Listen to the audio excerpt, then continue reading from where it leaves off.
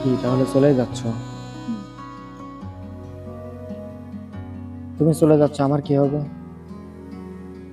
আমি এখনো এতটা বড় হইনি যে পরিবারের বিরুদ্ধে যে আমি কোনো সিদ্ধান্ত নেব। হ্যাঁ, আমি লেখাপড়া কমপ্লিট করেছি আর না কোনো জব করি, তাই আমার কিচ্ছু করার নেই। আমি এখন বাধ্য। এর জন্যই তো পরিবারের কথাতে হাতে হ্যাঁ আর নাতে না আমাকে এখন মিলাতে হচ্ছে। আমি জানি তুমি আমাকে বড্ড ভালোবাসো, এটাও জানি আমি এখান থেকে যাওয়ার পর তুমি খুব একা হয়ে যাবে, কারণ তোমার বলতে শুধুমাত্র আমিই ছিলাম। আজ কয়েকটা বছর হয়ে গেল তুমি তোমার ফ্রেন্ড সার্কেল, আত্মীয় স্বজন সবার সাথে মেশা বন্ধ করে দিয়েছো। তুমি সবসময় শুধু আমাকে সময় দিয়েছো। যতক্ষণ আমি তোমার সঙ্গে থেকেছি তুমি আমাকে সময় দিয়েছো। যখন আমি বাসাতে থাকছি সারাক্ষণ তুমি SMS করছো, আমার সাথে কথা বলছো, রাতের পর রাত তুমি আমার জন্য জেগেছো। বড্ড ভালো না বাসলে কেউ কখনো এমন করে? আমি যদি কখনো অভিমান করতাম তুমি রাগ করে খাইতে না, যতক্ষণ না আমার অভিমান ভাঙতো। আমারে বলতো না খেয়ে ঘুমাতে নেই, শরীর খারাপ করে। তুমি জানো আমার বাবা মা মনে হয় আমার এতটা কখনো যত্ন নেই। হ্যাঁ, মাঝে মাঝে যখন বলেছি ভালো লাগছে না খাবো না, হ্যাঁ তারা খেয়ে নিয়েছে, কিন্তু একমাত্র তুমি আমার জীবনে আসার পর বুঝতে পারলাম সত্যি ভালোবাসা কি। ভালোবাসা খুব অদ্ভুত, তাই না? এই যে দেখো, তুমি আমার যতটা যত্ন নিয়েছো, কেয়ার করেছো, আমি না খেলে তুমি খাওনি। আমি কখনো রাগ করলে আমাকে হাসানোর জন্য তুমি কান ধরছো, কত পাগলামি করছো। আমার বাসার সামনে যা ঘন্টার পর ঘন্টা তুমি দাঁড়িয়ে দেখছো, আর তার জন্য মনে আছে তোমার একদিন বাবা তোমাকে কি পরিমাণ রাগ করেছিল, কত বকাঝকা করেছিল।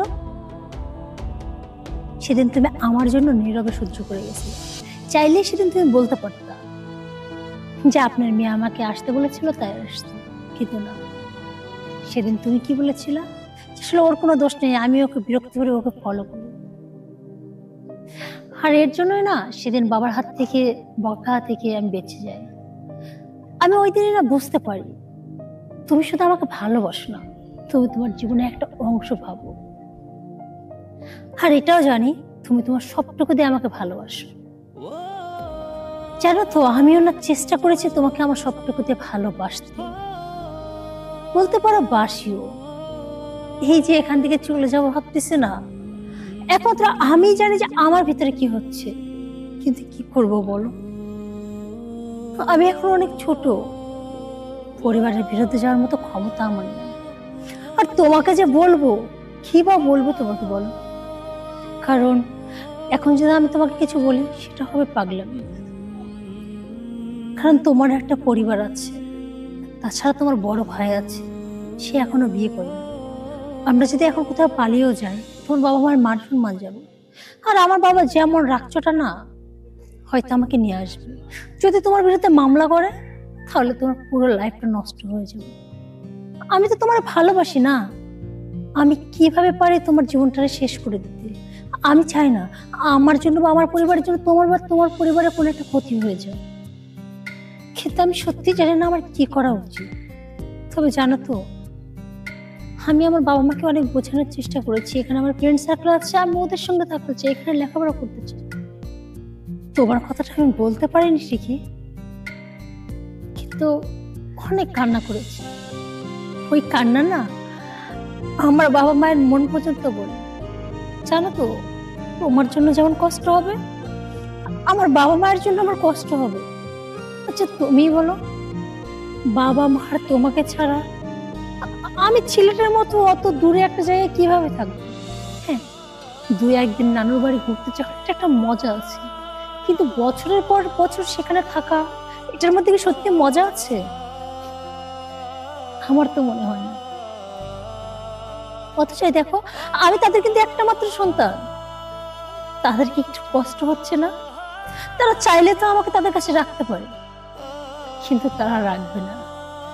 আচ্ছা, আমি দূরে গেলে তাদের কষ্ট হবে না? আমি আবারও ভাবলাম, দেখো আমি এত দূর চলে যাবো, আমার বাবা মার কিচ্ছু মনে হচ্ছে না।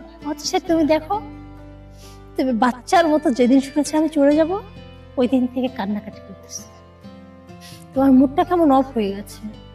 আগের মতো না, তুমি আর হাসতেছো না, আমার সাথে ঠিকভাবে কথা বলতেছো না।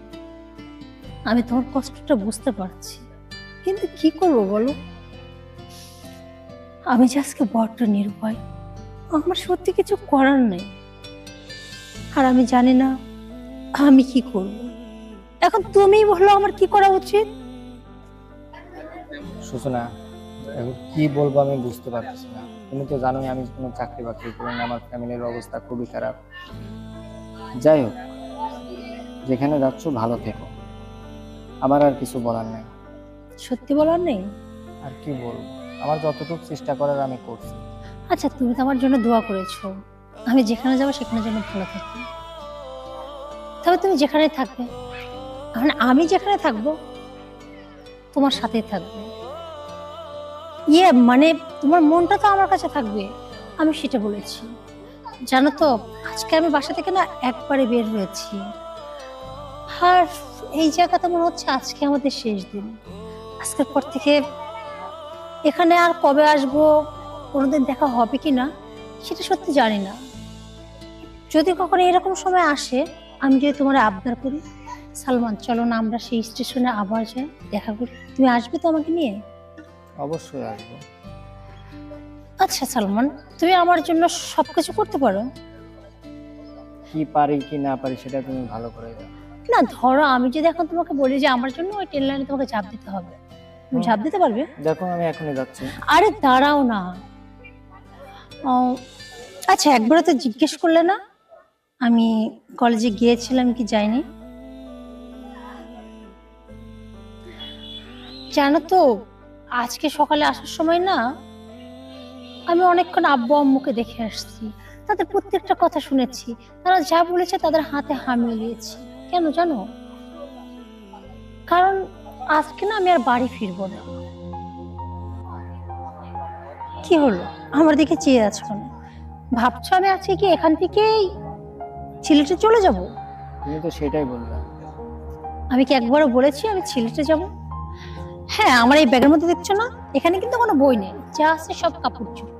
আমি বাড়ি থেকে একবার রেডি হয়ে আসছি, আর ভেবেছি এখান থেকেই চলে যাব, মানে তোমার সাথে। আমার সাথে মানে? হুম, যখন দেখলাম বাবা মাকে এত রিকোয়েস্ট করার পরেও তারা একবার আমার কথা ভাবলো না, আমাকে ছেড়ে থাকতে তাদের কষ্ট হবে না, তখন বুঝতে পারলাম দুদিন পরে তো আমাকে বিয়ে দিবে। বাবা মা তখন আমাকে ছাড়াই থাকবে। তাহলে এই দুদিনের জন্য বাবা মার মন জোগানোর জন্য নিজের লাইফটাকে কেন নষ্ট করবে, আর তোমাকে বা কেন কষ্ট হবে? আমার বাবা যে জোর করে আজকে নানু বাড়ি পাঠায়, কালকে যে আমার জোর করে বিয়ে দিবে না তার গ্যারান্টি বলো তো?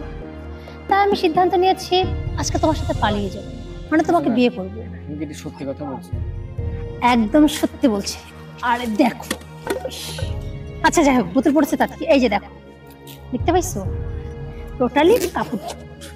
এখন যাই হোক, আর কথা বলা যাবে না, আমাদের স্কুল টাইম শেষ হতে হতে এখান থেকে পালায় যেতে হবে। তো ঠিক তোরা আছে, ভাবে চলো। আমি লেখাপড়ায় ব্যস্ত, চলো চলো চলো। তাড়াতাড়ি চলো।